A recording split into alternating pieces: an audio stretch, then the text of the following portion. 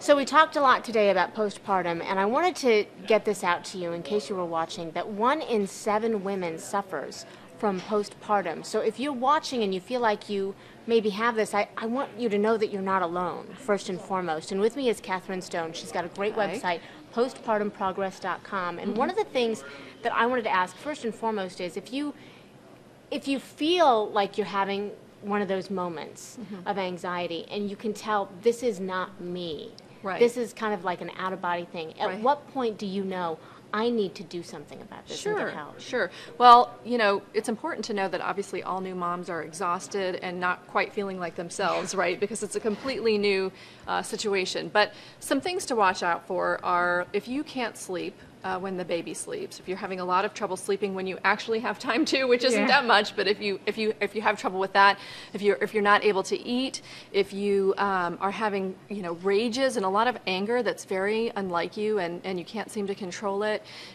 scary thoughts, anything like that, or just complete misery, right?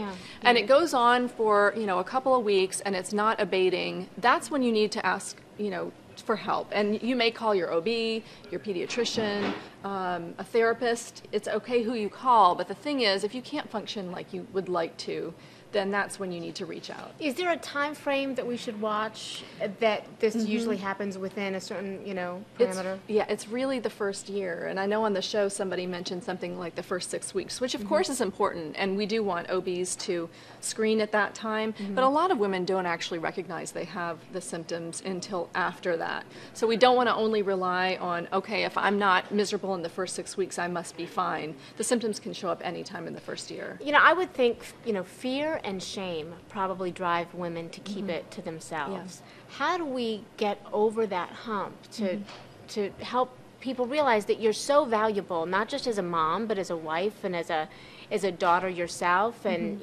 every other hat you wear in your life? You are so valuable that you need to value yourself enough to speak up, but we're afraid to do it. How do we get over that? Well, it's tough. I mean, obviously, there's not a lot of understanding of mental illness out there, and so it makes it hard for people to want to admit that they might have a problem and that they might need help. The thing to remember, though, is that it's not going to help you or your baby if you stay silent. You deserve to be well and to be the mom that you want to be, and your baby deserves to have the mom that they deserve, that's available to them. And so really it's sort of a gift to both you and your child to kind of get past that and make the call. It's really important. All right. Katherine Stone, thank you so much. Sure. postpartumprogress.com.